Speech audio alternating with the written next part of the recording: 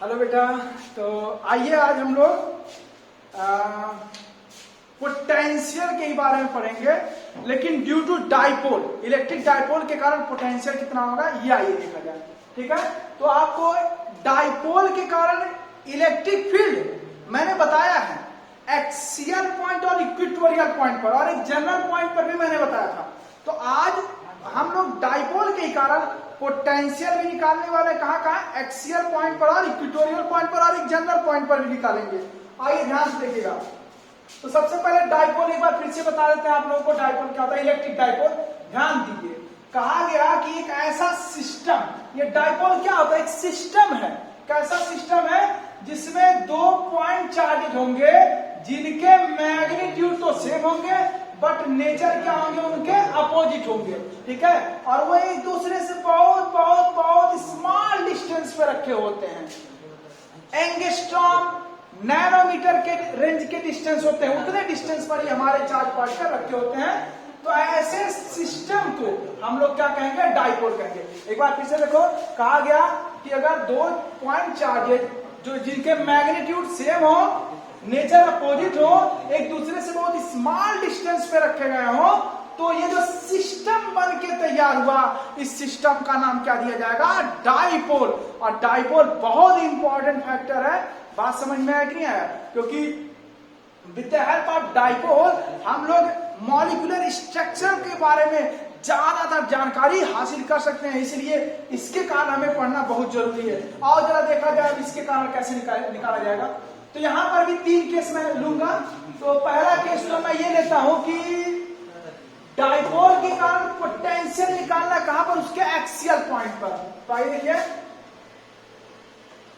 Potential due to dipole on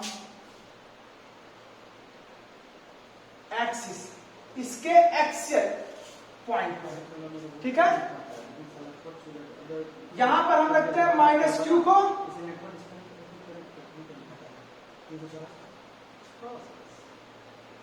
और यहां पर मैं लेता हूं प्लस क्यू को। दोनों के बीच के सेपरेशन को मैं 2a से रिप्रेजेंट करता हूं, और ये रहा इसका एक्सियल लाइन। क्या रहा, एक्सियल लाइन। तो इसके मिड पॉइंट O से कितने डिस्टेंस पर, स्मॉल r डिस्टेंस पर एक पॉइंट P है, जहां पर मुझे क्या करना है, पोटेंशियल के वैल्यू को कैलकुलेट करना है। तो आइए, बहुत सिंपल है। अगर बेटा ये 2a है तो ये डिस्टेंस कितने के बराबर होगा, a के बराबर होगा, और ये भी डिस्टेंस कितने के बराबर हो जाएगा, a के बराबर। अब एक काम करते हैं, इस पॉइंट चार्ज के कारण यहां पर पोटेंशियल क्या, ये निकाल लेते हैं। इस पॉइंट चार्ज के कारण यहां पर पोटेंशियल क्या होगा, इसको निकाल लेते हैं।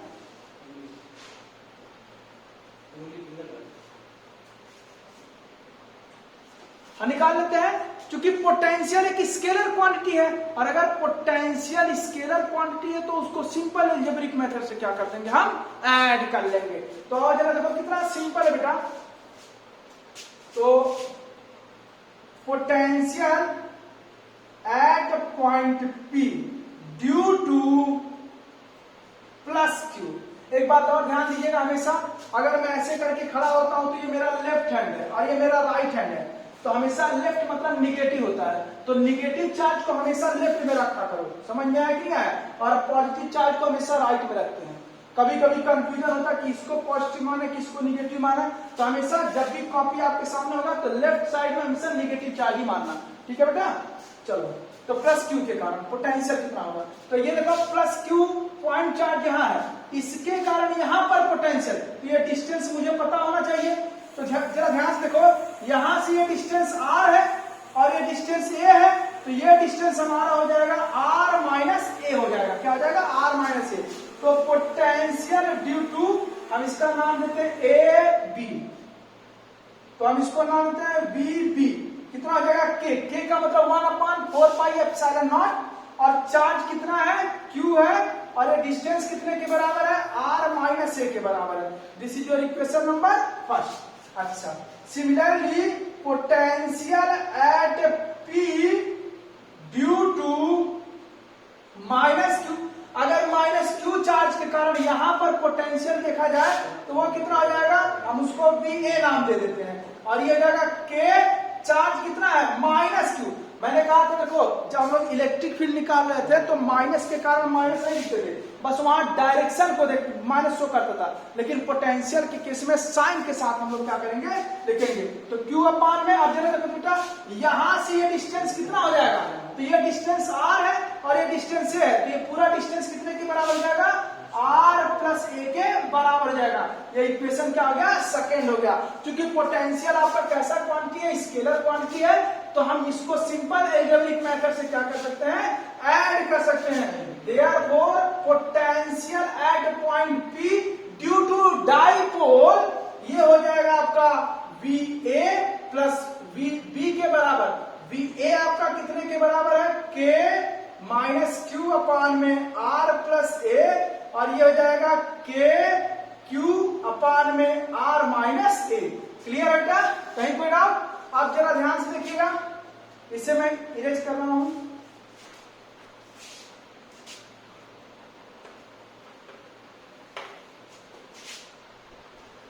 K Q को कॉमन कर लेते हैं, यहां पर क्या आ गया, इसको लिखते हैं 1 अपान R माइनस A, और यहां क्या आ जाएगा, -1 अपान R plus A।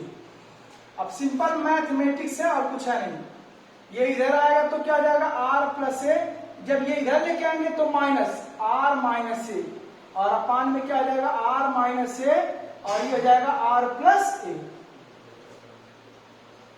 K Q, ये ध्यान से देखो बेटा, ये माइनस का R प्लस का R कैंसिल हो गया, और ये माइनस माइनस प्लस हो जाएगा, A मिलके क्या आ जाएगा 2A।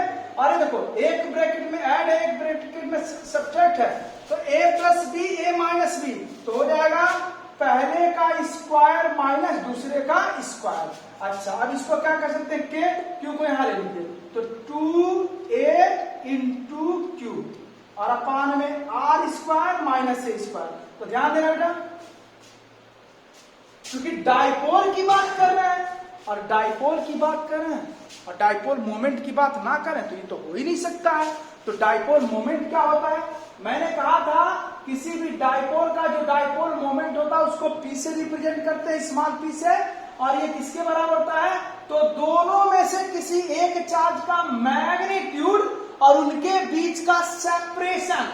तो उनके बीच का सेपरेशन हमने कितना लिया, 2A लिया है।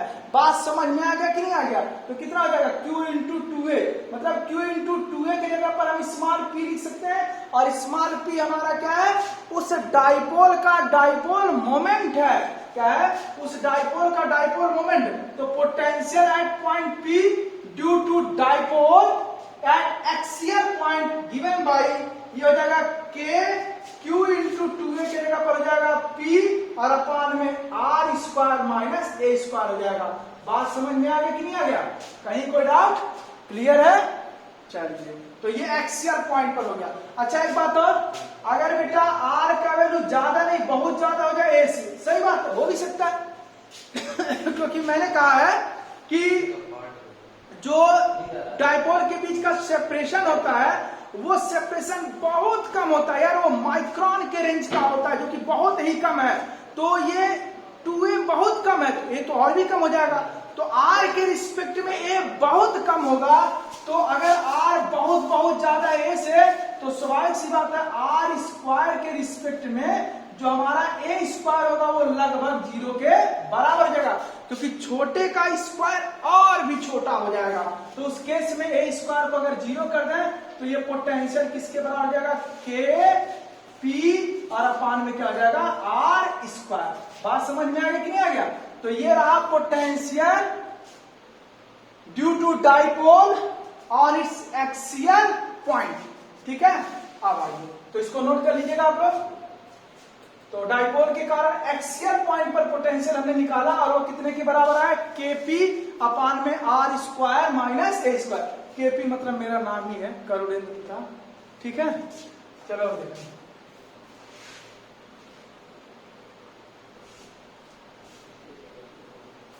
अच्छा, वही इलेक्ट्रिक फील्ड निकाला गया था, कितना कॉम्प्लिकेटेड था। उसमें क्या किया गया था कि यार जो फोर्सेस थे उसको फिर हम लोग इलेक्ट्रिक फील्ड था उसको एक्स वाई कंपोनेंट में डिवाइड किया था, रेक्टेंगुलर और वर्टिकल कंपोनेंट में, फिर उनका रिजल्टेंट निकाला था, कितना ताम झाम था ना। लेकिन ये जो कितना सिंपल था। अब आओ, ये हमारा डाइपोल है, इसके बीच का सेपरेशन कितना है, 2a है। अब हम इसके इक्वेटोरियल पॉइंट पर निकालना चाहते हैं। इक्वेटोरियल पॉइंट का मतलब क्या होता है, एक ऐसा लाइन जो कि दोनों चार्ज को मिलाने वाली लाइन के मिड पॉइंट से पास करे और इसके एक्सिस के क्या हो, परपेंडिकुलर हो। तो ऐसे लाइन को हम लोग क्या कहेंगे, इक्वेटोरियल लाइन कहेंगे। अब इस बार मैं यहां पर पोटेंशियल निकालना चाहता हूं। बात समझ में आया। अगर देखो ये 2a है, क्योंकि ये मिड पॉइंट है, तो ये डिस्टेंस कितने के बराबर हो जाएगा, a के बराबर। ये भी डिस्टेंस कितने के बराबर, हाँ बेटा, तो जरा ध्यान देखो, ये माइनस क्यू, ये प्लस क्यू, ये इक्वेटोरियल लाइन है। यहां पर, कहां पर, यहां पर ये डिस्टेंस मैंने लिया स्मॉल आर, और हमें यहां पर पोटेंशियल निकालना है इस डाइपोल के कारण। तो ठीक है, बस सिंपल सा बात, यहां से यहां पोटेंशियल कैलकुलेट कर लो और इसके कारण यहां पोटेंशियल कैलकुलेट कर लेते हैं, फिर दोनों को सिंपल हम ऐड कर देंगे, क्योंकि पोटेंशियल तो हमारा स्केलर क्वांटिटी है। अच्छा, अगर इसके कारण यहां पोटेंशियल निकालना, तो ये डिस्टेंस मुझे पता होना चाहिए। तो ध्यान दो, ये हमारा ए है, ये हमारा आर है, और ये राइट ट्रायंगल है। तो हाइपोटेनस का स्क्वायर इक्वल टू क्या हो जाएगा, बेस का स्क्वायर प्लस परपेंडिकुलर का स्क्वायर। मतलब अगर ये डिस्टेंस मैं पूछूं तो कितना हो जाएगा, स्क्वायर रूट में ए स्क्वायर प्लस ये आपका ए है, ये कितना है, आर है। ये कैसे निकाला गया, ध्यान देना बेटा। हाइपोटेनस का स्क्वायर इक्वल टू बेस का स्क्वायर प्लस परपेंडिकुलर का स्क्वायर। सिमिलरली अगर यहां पर भी देखा जाए तो ये भी कितना हो जाएगा, रूट में ए स्क्वायर प्लस आर स्क्वायर। अब जरा ध्यान से देखिएगा, अगर हम माइनस क्यू के कारण पोटेंशियल की बात करें तो कितना होगा, जरा देखो, हम इसको नाम देते हैं ए, इसको नाम देते हैं बी। तो बी ए इक्वल टू हो जाएगा के माइनस क्यू अपान में ये डिस्टेंस कितना है, रूट में r square plus a square. Similarly अगर हम किसके कारण, प्लस क्यू चार्ज के कारण पोटेंशियल, इस प्लस क्यू के कारण यहां पोटेंशियल की बात करें तो बी बी इक्वल टू हो जाएगा के क्यू अपान में रूट में r square plus a square. क्योंकि पोटेंशियल एक स्केलर क्वांटिटी है, तो सिंपल अलजेब्रिक मेथड का इस्तेमाल यहां कर सकते हैं। तो net potential at point P जो होगा वो हो जाएगा बी ए प्लस बी बी। अब जरा ध्यान से देखो, सेम क्वांटिटी है, जो क्वांटिटी यहां लिखा गया सेम टू सेम वही यहां लिखा गया, बस ये पॉजिटिव में है तो ये कैसा है, निगेटिव में, तो प्लस माइनस कैंसिल, मतलब कितना हो गया, 0 हो गया। जबकि आपको याद होगा हम लोगों ने इलेक्ट्रिक फील्ड निकाला था इक्वेटोरियल पॉइंट पर, तो वहां काफी कॉम्प्लिकेटेड केसेस आए थे। क्या हुआ था, ये इस डायरेक्शन में था, ये इस डायरेक्शन में था, फिर मैंने इसको एक्स वाई एक्स कंपोनेंट में डिवाइड किया था, उसके बाद निकाला था। लेकिन पोटेंशियल तो बहुत ही आसान था, क्योंकि ये एक स्केलर क्वांटिटी है। क्लियर है। तो इक्वेटोरियल पॉइंट पर कहीं पर भी देखो, आप कहीं पर भी देखिए, हमेशा पोटेंशियल कैसा होगा बेटा, 0 होगा। क्लियर है ना। आपसे क्वेश्चन भी पूछा जाए कि अगर दो चार्ज जो अपोजिट नेचर सेम मैग्नीट्यूड के हैं, तो ऐसा वो कौन सा प्लेन है, लाइन तो छोड़ दो, ऐसा वो कौन सा प्लेन है जहां पर पोटेंशियल सेम होगा, तो वही इक्वेटोरियल जो लाइन है, इससे पास करने वाला जो प्लेन है, वहां पर जो पोटेंशियल होगा वो क्या होगा, सेम होगा। और इस प्लेन का नाम हम आगे चल के देंगे इक्विपोटेंशियल सरफेस। समझ में आया कि नहीं आया। तो एक्सियल पॉइंट पर कितने के बराबर आया है, तो एक्सियल पॉइंट पर जो पोटेंशियल था वो केपी और अपान में x r square plus a square के बराबर था, जबकि इक्वेटोरियल पॉइंट पे क्या आ गया, 0 आ गया। चलो ये समझ में आ गया। हाँ बेटा, अब जरा देखो, तो अभी 2 केस मैंने डिस्कस किया, कौन कौन सा, एक्सियल पॉइंट पर जो पोटेंशियल होगा वो इतने के बराबर होगा, और इक्वेटोरियल पॉइंट पर जो पोटेंशियल होगा वो इतने के बराबर होगा। अब हम एक जनरल पॉइंट पर निकालना चाहते हैं कि किसी जनरल पॉइंट पर पोटेंशियल का वैल्यू क्या होगा। तो जरा ध्यान से देखिएगा, ये देखो बेटा, ये हमारा डाइपोल है, जिसका डाइपोल मोमेंट कितना है, पी के बराबर है। और निगेटिव टू पॉजिटिव इसका डायरेक्शन होता है। बात समझ में आया कि नहीं आया? अब जरा ध्यान से देखना मैं क्या करने जा रहा हूं। जरा ये हमारा डाइपोल P है, जो एक डाइपोल है इसका डाइपोल मोमेंट P है ना इस डायरेक्शन में। अगर मान लीजिए इससे स्मॉल r डिस्टेंस पर कोई पॉइंट P है जहां पर हमें पोटेंशियल का वैल्यू निकालना है, तो मैं एक काम करता हूं, दिमाग लगाता हूं। दिमाग क्या लगाता हूं? देखिए, अगर ये डाइपोल मोमेंट P इस डायरेक्शन में है तो P का ये वाला कंपोनेंट कितना हो जाएगा जरा बताओ तो?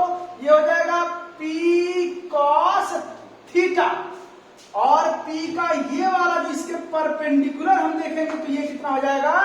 P sin theta.